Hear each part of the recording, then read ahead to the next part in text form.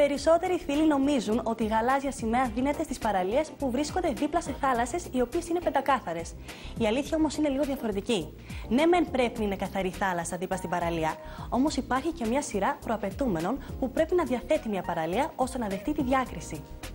Και επειδή οι ελληνικές θάλασσες είναι η αιχμή του δώρατος της βαριάς βιομηχανίας που λέγεται ελληνικός τουρισμός, γι' αυτό και θα πρέπει να γνωρίζουμε από τώρα πώς θα μπορέσουμε να τις κάνουμε το δυνατόν πιο ελκυστικές για τους τουρίστες, αλλά και εμάς τους ίδιους.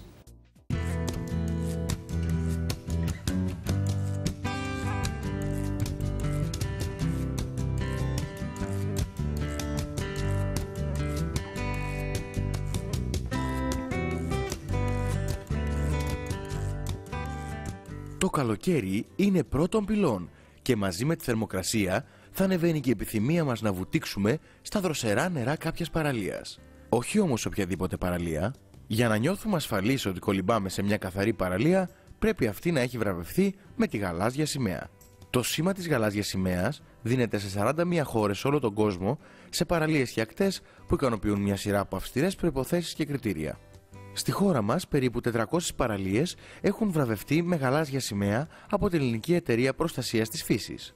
Οι παραλίες πρέπει να τηρούν μια σειρά αυστηρών προϋποθέσεων για να διατηρήσουν τη σημαία που εξασφαλίζει τη λειτουργία τους.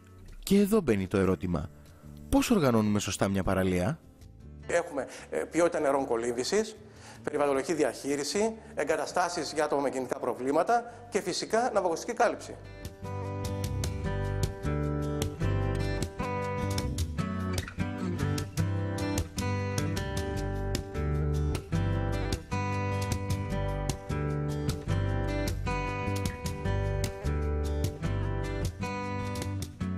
Μια οικολογικά οργανωμένη παραλία πρέπει να διαθέτει ειδικούς κάδους ανακύκλωσης για τα σνακ, τον καφέ και το νερό του κοινού, αλλά και τα ποτσίγαρα που συνήθως βρίσκουμε ανάμεσα στα βότσαλα και τα κοχύλια της αμμουδιάς.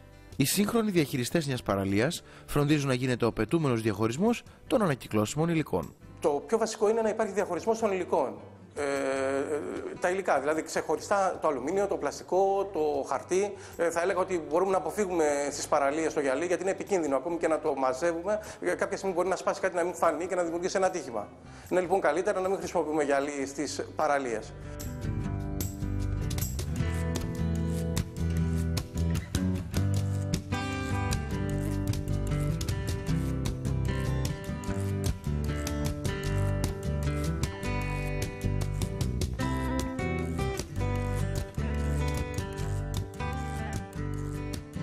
Ειδικά μηχανήματα πρέπει να αναλάβουν τον καθαρισμό της παραλίας και η αφαίρεση των σκουπιδιών θα πρέπει να γίνεται με προσοχή και κυρίως με τα χέρια. Το πιο συχνό λάθος που γίνεται με τους εθελοντές που συμμετέχουν σε καθαρισμούς ακτών είναι ότι δεν γνωρίζουν την ευαίσθητη χλωρίδα και πανίδα στην ακτή, με κίνδυνο να την καταστρέψουν. Θα πρέπει να καθαρίζονται οι παραλίες. Είναι καλός ο εθελοντισμός, βοηθάει, αλλά θα πρέπει να προσέχουν πάρα πολύ στην πανίδα και στη χλωρίδα της ακτής. Περισσότερο θα έλεγα οι δήμοι πρέπει να προσέξουν εκεί που βάζουν πολύ μεγάλα μηχανήματα, βιαστικά καμιά φορά και σε σημεία που δεν πρέπει να βάλουν. Είναι καλύτερα τα ευαίσθητα σημεία να γίνονται καθαρισμός με το χέρι.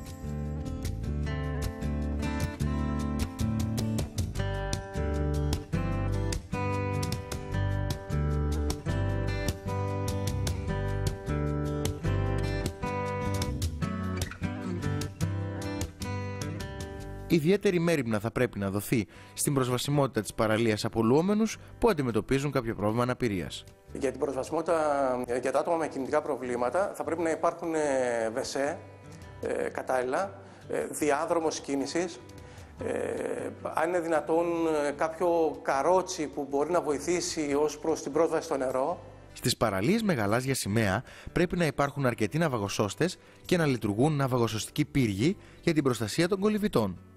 Οι πρωτότυπες παραλίες διαθέτουν εκτός από τα συνηθισμένα αποδυτήρια και τουαλέτες ηλιακές ντουζιέρες για τους καλοκαιρινούς και χειμερινούς κολυμβητές.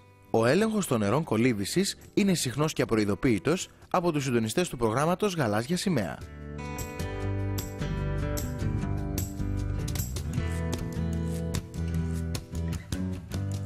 Οι αιτήσεις για το πρόγραμμα Γαλάζια Σημαία γίνονται κάθε Δεκέμβριο και οι βραβεύσεις τον Ιούνιο του επόμενου έτους. Οπότε αυτό το καλοκαίρι σκεφτείτε έξυπνα και αναζητήστε μια παραλία με γαλάζια σημαία για το μπάνιο σας. Καλές βουτιές!